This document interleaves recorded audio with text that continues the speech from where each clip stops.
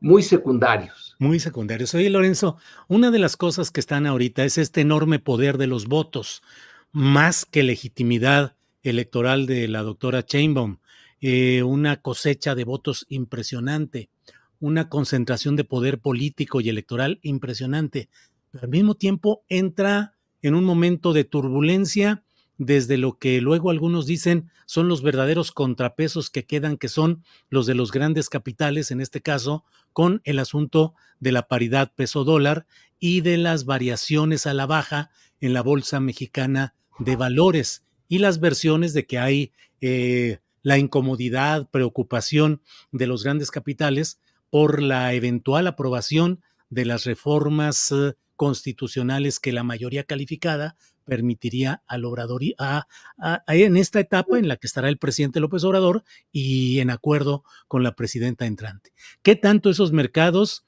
ese dinero puede distorsionar o mediatizar la fuerza y el poder de los votos? Y pienso Bueno, también en el cardenismo, pienso en la reacción de las empresas antes de lo que llevó a la expropiación petrolera. Perdón, Lorenzo. sí, sí, sí, tienes razón. Aquí lo que pasa es que está todo envuelto en una hipocresía fantástica, porque dicen, es el temor a que se pierda la independencia de la Suprema Corte. ¿Cuándo ha tenido independencia la Suprema Corte, excepto en estos últimos tiempos, porque es el reducto más fuerte del antiguo orden? Porque no se sometieron a las urnas su posición. Entonces, gracias a que no hubo un, algo semejante a una elección que afectara a la Suprema Corte, se meten, ahí es como su último baluarte en la fortaleza autoritaria y sobre todo oligárquica que había. Entonces, la, eh, la excusa de decir, es que va a poner en duda en peligro la independencia de la Corte. La Corte no ha sido independiente, pero si se tomaran la molestia de leer el capítulo que a mí me parece espléndido de Pablo González Casanova de los 1960 sobre la Suprema Corte, ahí está la explicación de por qué había una cierta independencia de la Corte.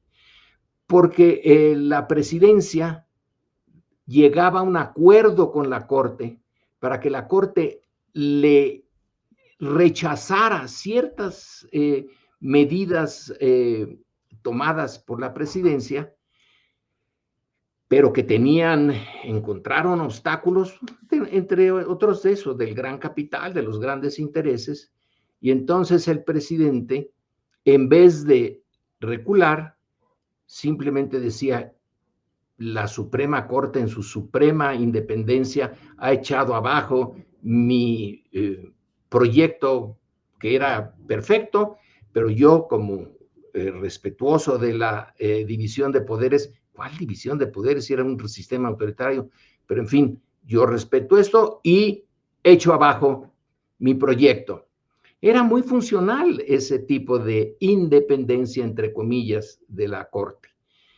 Entonces, cuando el gran capital tiene en mente a la Corte, la tiene en mente en ese sentido, en que era el sitio en donde podía resolverse algo que no se había resuelto bien en su favor en la relación directamente interés poderoso económico y presidente. Bueno, o sea, era la puerta de escape con dignidad y el sistema parecía intacto. Y desde la distancia se dice, pero es que era independiente. Claro que no lo era.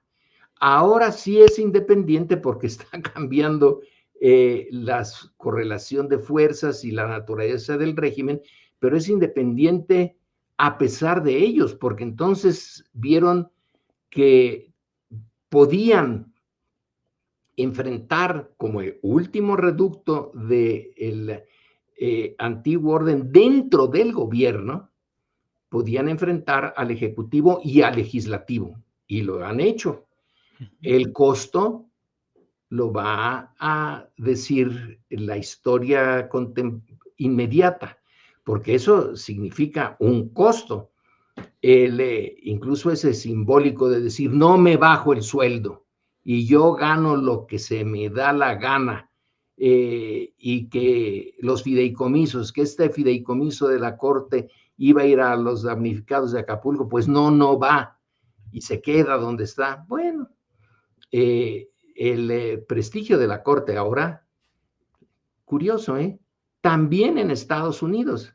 Estaba yo leyendo en este momento a antiguos miembros ya retirados del Poder Judicial, donde señalan que la Corte Suprema de Estados Unidos es de tal manera conservadora que está afectando los intereses de, ellos le llaman el pueblo norteamericano y el planeta, porque a la hora de apoyar a petroleras y a el gran capital que está causando los estragos en el ambiente, están afectando no solamente a los norteamericanos, sino a todos nosotros.